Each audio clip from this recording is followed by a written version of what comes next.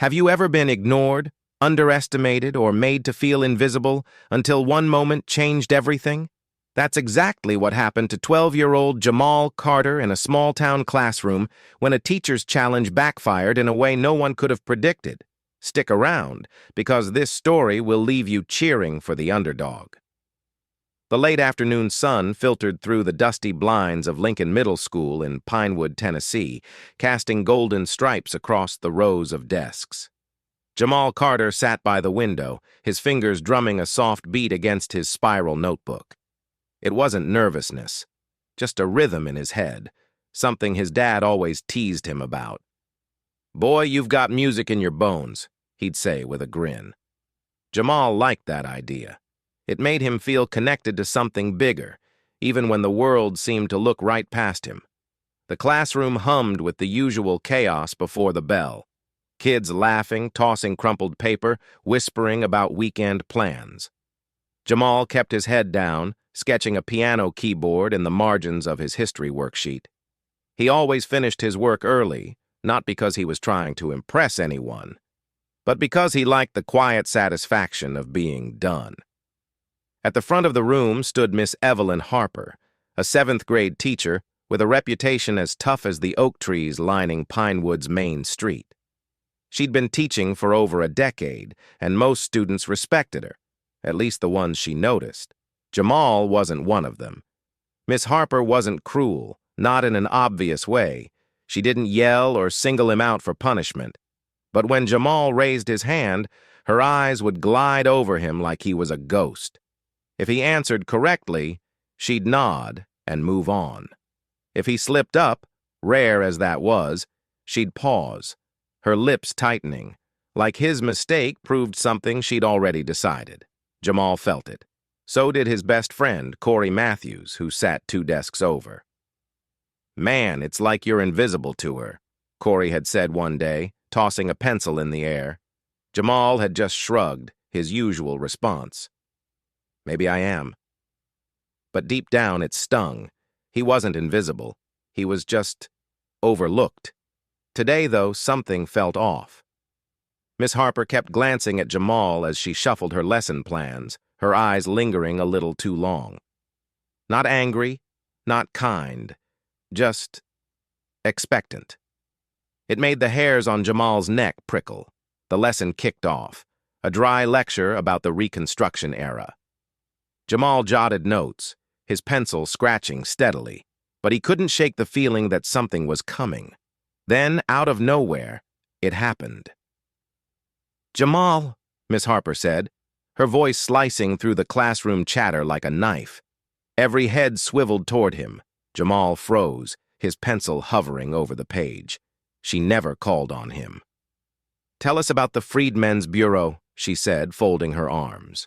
Jamal blinked, scanning the board for context. His mind raced, but he knew this one. It was set up after the Civil War to help freed slaves and poor whites, gave them food, schools, legal help. His voice was steady, clear.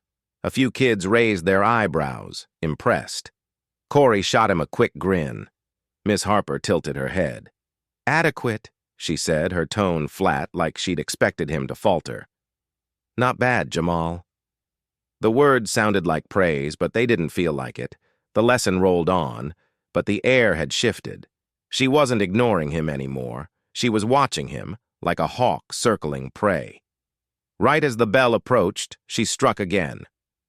"Jamal," she called, just as kids started zipping their backpacks.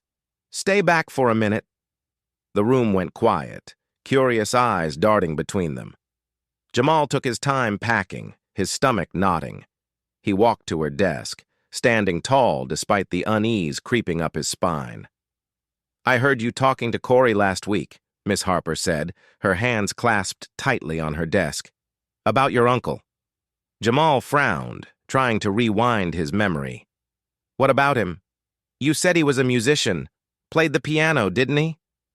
Her voice was smooth, but there was an edge to it, like she was laying a trap. Jamal nodded slowly.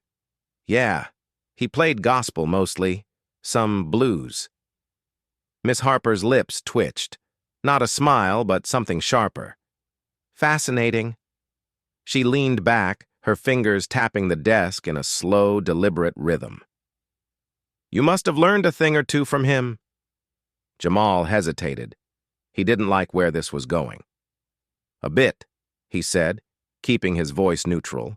Her eyes gleamed, and now the smile came, cold and calculated. Good to know. The bell rang, sharp and jarring. Jamal grabbed his bag, ready to bolt. But her voice stopped him cold. Tomorrow, Jamal, she said, pointing to the old upright piano in the corner, its wood chipped and keys faded from years of neglect. You'll play something for the class. He turned back, his heart thudding. Play? Why? Miss Harper raised an eyebrow, like the question was absurd. You said your uncle was a musician. Surely some of that runs in the family. Her tone wasn't encouraging. It was daring him, testing him. A couple of kids, still lingering by the door, snickered, sensing drama. Jamal's jaw tightened. He knew what this was. She didn't think he could do it. She wanted him to trip, to prove whatever point she'd already made up in her head. But Jamal wasn't about to let her win. Fine, he said, his voice quieter than he felt. I'll play. That night, Jamal barely slept. He lay in his room, the glow of streetlights sneaking through his curtains, replaying Miss Harper's words. This wasn't about music. It was about her proving something. She'd spent all year brushing him off, and now she thought she could humiliate him in front of everyone. But she didn't know the whole story. She didn't know about the hours he'd spent at his uncle's old piano, learning chords by ear, mimicking melodies until his fingers ached. She didn't know how music had been his escape when kids at school ignored him, when his dad worked late shifts, when the world felt too heavy. By morning, the school was buzzing. Word had spread like wildfire. Jamal Carter was going to play the piano. Kids whispered in the halls, some curious, some skeptical. He's gonna bomb, said Marcus Reed, a loud kid who always sat in the back. Corey, loyal as ever, just rolled his eyes. You don't know Jamal, man. Jamal walked into the classroom, his backpack slung over one shoulder, feeling the weight of every stare. He didn't meet their eyes, just took his seat and opened his notebook, pretending to read. But his mind was elsewhere, on the piano, on the music, on what he was about to do. Miss Harper swept in, her usual air of control intact, but there was a spark in her demeanor today, like she was savoring something. She taught the first half of the lesson, more Reconstruction history, but Jamal barely heard it. His pulse thrummed, not from fear, but from focus. He was ready. Finally, Miss Harper closed her textbook with a deliberate snap. Well, she said, glancing at the clock, we've got some time before lunch. Perfect. She turned to the piano in the corner, its presence suddenly looming over the room. Jamal, let's hear what you've got. The classroom stilled. Kids shifted in their seats, some leaning forward, others smirking. Marcus muttered something under his breath, earning a giggle from the girl next to him. Jamal didn't react. He stood slowly, his sneakers silent against the tiled floor, and walked to the piano.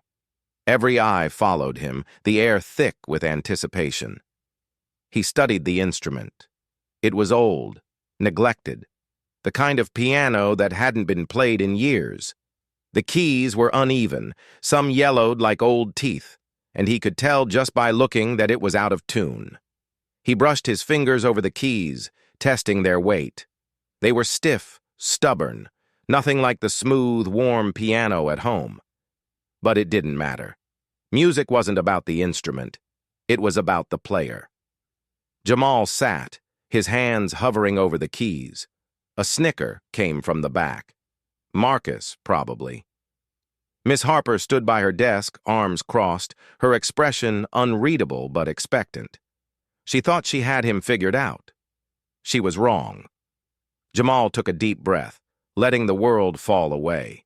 He didn't play for Miss Harper, or the class, or even himself. He played for his uncle, for the late nights when gospel hymns had filled their house, for the stories woven into every note. His fingers found the keys, and he began. The first notes were soft, deliberate. A slow blues melody, the kind that sank into your bones. His left hand laid down a steady rhythm, chords rolling like a heartbeat, while his right hand teased out a melody that felt alive, aching. The piano protested, its tuning off just enough to notice, but Jamal made it sing anyway, bending the imperfections into something raw, real. The room changed. The whispers died. Marcus's smirk faded, his arms uncrossing as he leaned forward. Corey's eyes widened, a grin tugging at his lips. Even the kids who'd never spoken to Jamal sat frozen, caught in the spell of the music. Miss Harper's posture stiffened, her arms still crossed, but her fingers twitching, like she wasn't sure what to do with her hands. Jamal didn't look up. He sank deeper into the song, letting it carry him. The melody shifted, growing bolder, his fingers dancing across the keys with a confidence that felt like fire. He wove in a gospel run his uncle had taught him, a tricky sequence he'd stumbled over 100 times before getting right. Now, it flowed effortlessly, notes climbing and falling in perfect harmony, each one landing like a declaration. I'm here. I'm not invisible. Not. Then he pushed further, improvising, letting the music tell a story, his story. The bass line pulsed, steady as his resolve, while the melody soared, carrying every frustration, every ignored hand, every moment he'd been underestimated. The classroom wasn't just quiet, it was captivated, the silence heavy with awe. As he neared the end, Jamal leaned into the crescendo, his fingers striking the keys with purpose. The chords rang out, filling the room, bouncing off the walls, claiming every inch of space. He held the final note, letting it linger, a defiant echo of everything he'd poured into it. Then, silence. For a moment, no one moved. Jamal rested his hands in his lap, breathing deeply, feeling the weight of what he'd done. Then, a single clap broke the spell. Corey, grinning like he'd just won a bet. Another followed, then another, until the whole class erupted in applause. Kids whistled, cheered, exchanged stunned glances. "Yo, what?" Marcus said, shaking his head, his voice a mix of shock and respect. Miss Harper hadn't clapped. She stood by her desk, her face a mask, lips pressed into a thin line. The applause swirled around her, but she was an island, untouched by it. Jamal didn't need her approval. He'd said what he needed to say. Finally, she spoke, her voice tight. "That was surprising, Jamal." The clapping tapered off, kids glancing between them, sensing the tension. "Where did you learn to play like that?" Jamal met her gaze, unflinching. "My uncle," he said simply. "He taught me everything I know." Something flickered in her eyes. Discomfort, maybe, or recognition. But it vanished quickly. She straightened, tapping her desk like she was resetting the room. "I see. Well, let's return to our lesson." But the class wasn't ready to move on. Corey raised his eyebrows, mouthing, "That's it?" A girl named Lena, usually quiet, spoke up. "That was amazing, Miss Harper. Aren't you gonna say something?" Miss Harper's smile was forced. "This is a history class, Lena, not a concert hall." Her words were sharp, but they lacked their usual weight. The room felt different now, like a balance had shifted. Jamal took a breath, steadying himself. "You didn't think I could play, did you?" His voice was calm, but it carried. Miss Harper froze, her eyes narrowing. He didn't look away. "That's why you asked me to do this. You thought I'd mess up." A murmur rippled through the room, kids exchanging looks. Miss Harper's fingers gripped the edge of her desk. "That's not true, Jamal. I gave you a chance to share your talent." He shook his head, unafraid. "No, you didn't. You never call on me. You don't even see me half the time. But you picked me today because you thought I'd fail." The room was electric, every word hanging in the air. Miss Harper's jaw twitched, her control slipping. "That's enough," she said, her voice low. Sit down. Jamal didn't move right away. He looked at his classmates, at Corey's nod, Lena's wide eyes, even Marcus's grudging respect. Then, slowly, he walked back to his seat, the silence following him like a spotlight. Miss Harper tried to reclaim the lesson, flipping open her book with a snap, but the rhythm was gone. Kids whispered, stealing glances at Jamal, at her. The bell rang like a mercy, chairs scraping as students spilled into the hall, their voices buzzing with what they'd witnessed. Jamal packed his bag, feeling lighter than he had in months. As he reached the door, Miss Harper called, "Jamal!" He turned, bracing himself. Her expression was hard, but there was something else there, something uncertain. "This is still my classroom," she said, like she needed to remind him.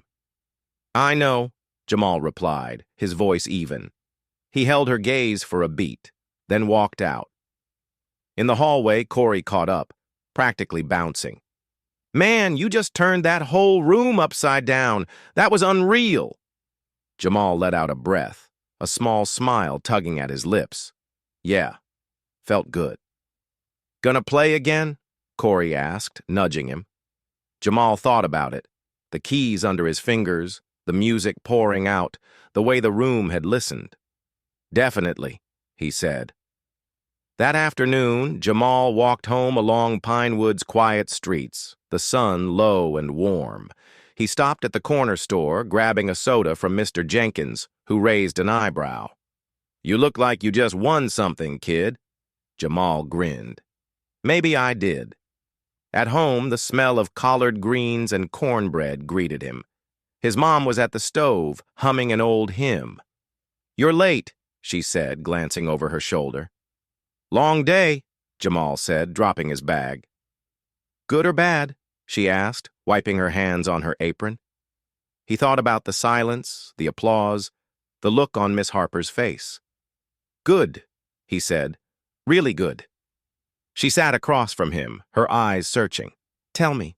For the next half hour, Jamal spilled the story, every note, every stare, every word. His mom listened, her face shifting from worry to pride to something deeper, like she'd always known he had this in him. When he finished, she leaned back, smiling. "Sounds like you made her think twice." "I hope so," Jamal said. She reached for his hand. "You made yourself heard, baby.